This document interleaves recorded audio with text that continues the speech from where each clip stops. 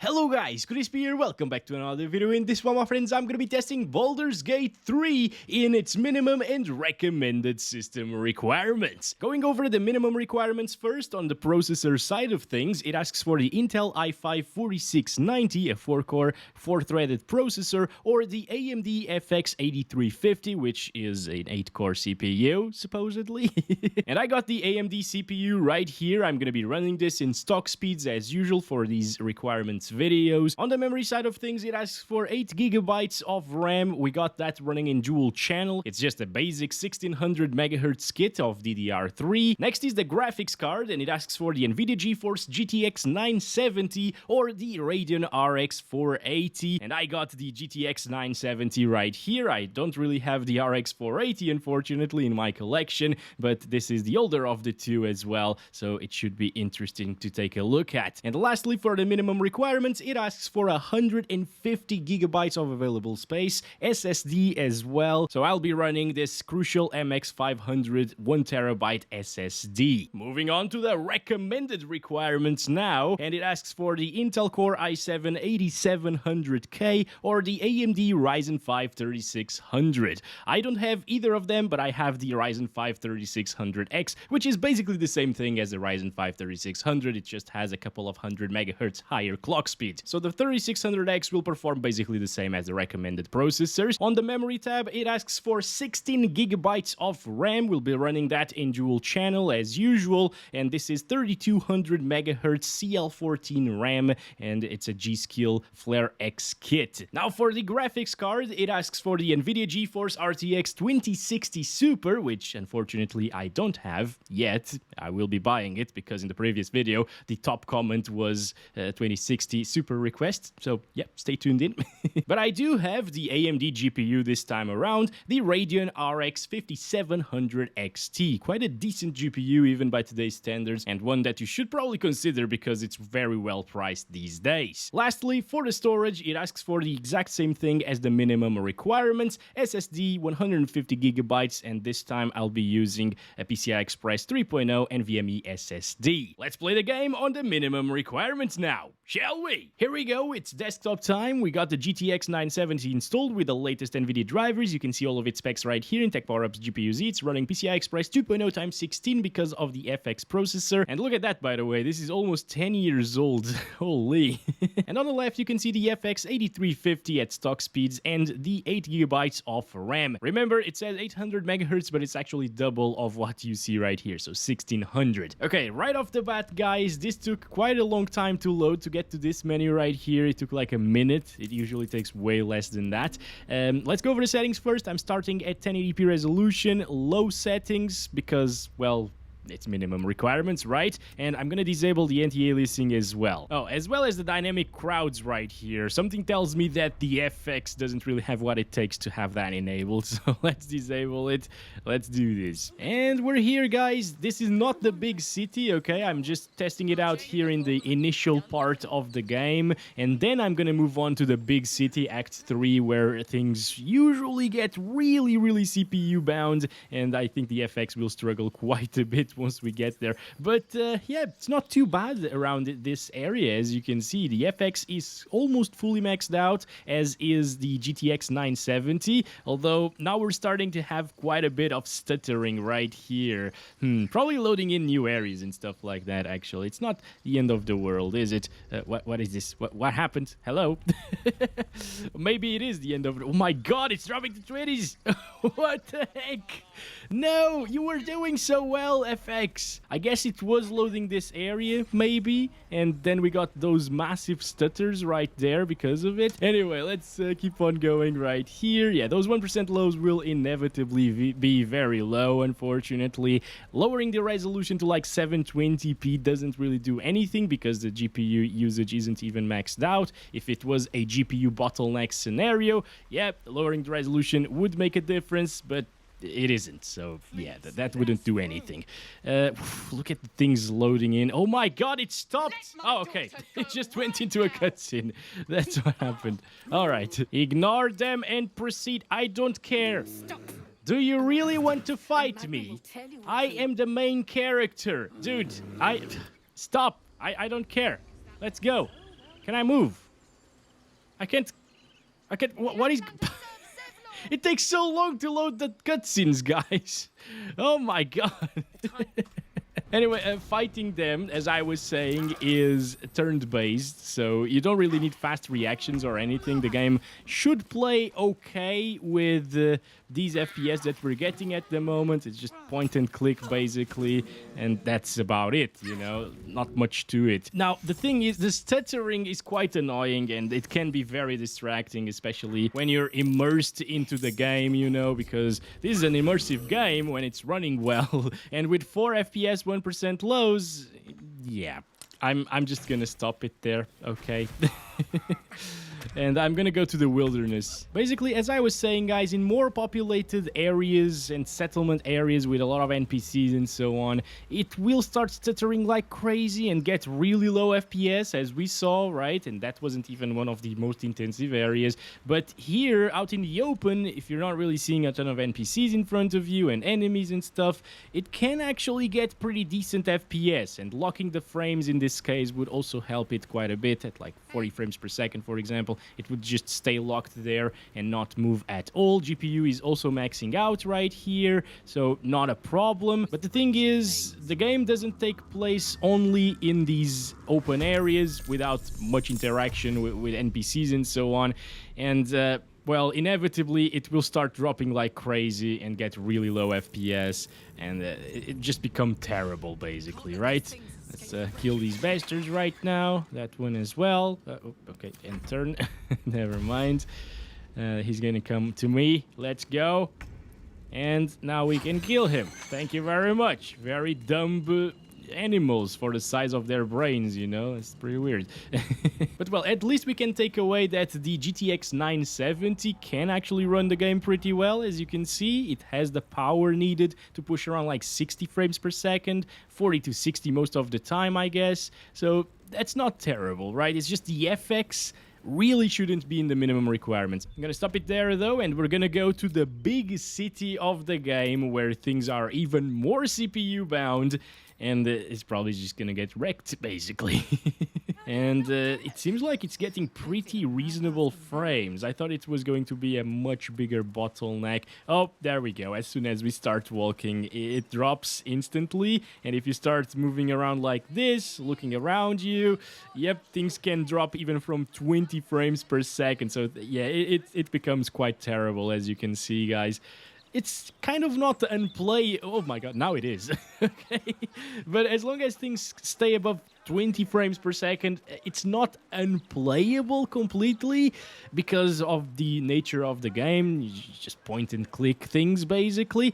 But it's annoying, guys. You should definitely upgrade if you're running something like the FX processor here for Baldur's Gate 3. This is so weird, guys. How did they put an FX 8350 on the lowest requirements, on minimum requirements? I cannot believe this. Holy crap. Again, like, lowering resolution won't do anything, alright? We're fully CPU bound, and the resolution is GPU intensive, or it tasks the GPU, basically. I guess maybe they just opened the game in that initial part of it, right? And saw, ah yeah, the FX 8350 can run it here, so it's fine. But no, it isn't fine, come on.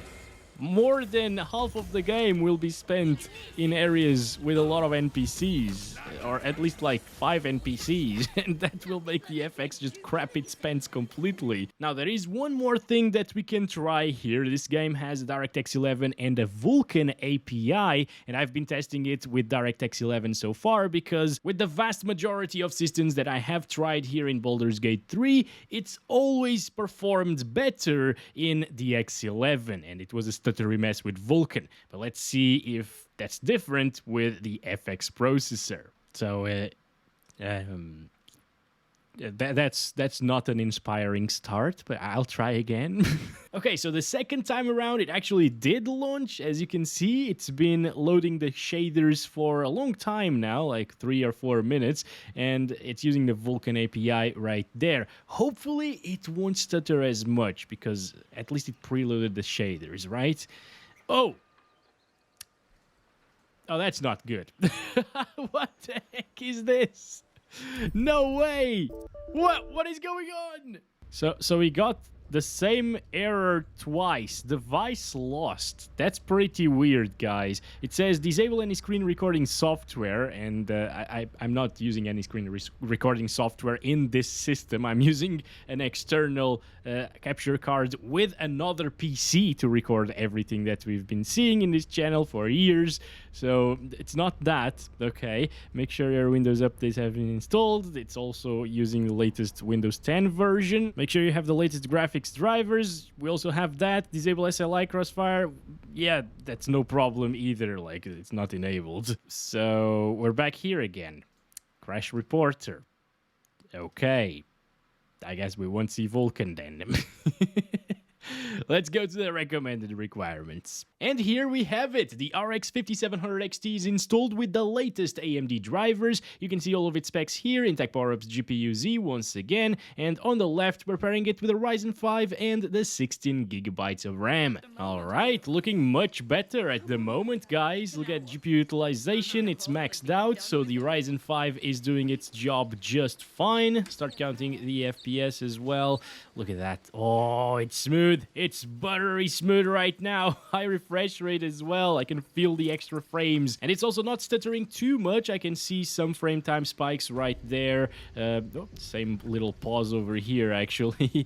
But most of the frame time spikes aren't really noticeable. And I've seen them in pretty much all GPUs from AMD for some reason. It's pretty weird, but yeah, it just has those consistent little micro stutters. But again, they're not noticeable, so it's actually really playable like this. As you can see, no problems. Even here, we just had a little stutter while loading things previously, and now it's actually been really smooth.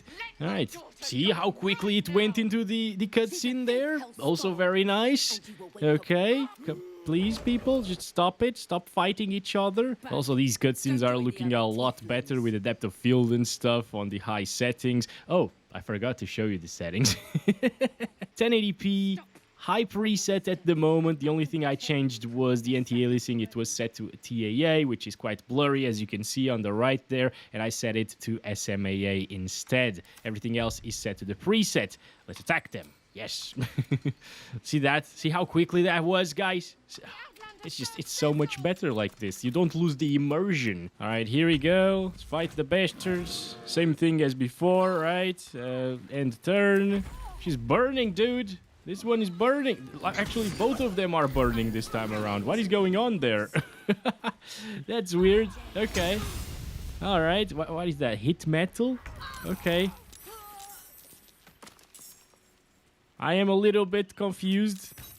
Anyway, let's load in the other area with less NPCs around, just the initial part of the game, and see how it runs here. There we go, closing in on 100 frames per second. Look at that, actually touching 100 frames per second. That's pretty impressive right now. Little stutter there, probably just loading things for the first time. This game usually has those little stutters when you need to load things. You know, it just gotta live with that. But it's way smoother right now than it was with the FX CPU, of course. That was getting really low, 1% lows. This one's at 58, although the FPS are still not dropping to 58. It's just because of the little micro stutters, little inconsistencies right there. I got no complaints. Recommended requirements, in my opinion, should be capable of achieving a good experience at 1080p resolution with high settings, and this is exactly what it's doing. However, we still haven't gone to that big city area, right? Just gonna fight these guys right now for a second. Come on. Why are they both attacking me at the same time this time? No! I don't want this! You're gonna attack me. They're smart. They're getting smarter, you know? Oh no, come on, serious? How did you miss that? Oh, Karlak. Okay, he also missed. Let's go. Okay, there it is. It's time, my friends, to see the most intensive city. And look at that, guys, full GPU utilization here. CPU is absolutely fine. We're getting 70s and 80s, feels really solid and smooth. And once we start actually walking around, things still drop on the GPU side of things, as you can see, just like with the minimum requirements. So we become CPU bound all of the time, but it's still around 60 frames per second with a couple of drops here and there. So once again, I think they kind of nailed the requirements experience, the recommended requirements experience, that is, not the minimum. And yeah, if it gets like 60 FPS average, and it seems like it's getting close to it at the moment, in one of the most intensive areas in the entire game, it's safe to say that it's going to be a decent experience and kind of like a recommended experience, in my opinion. Now, it's dropping into the 40s sometimes as we start walking around here, loading in more things, you know. If I do this really fast, it becomes a little bit more stuttery, but it's not stopping like with the FX 8350, right? Or the minimum requirements.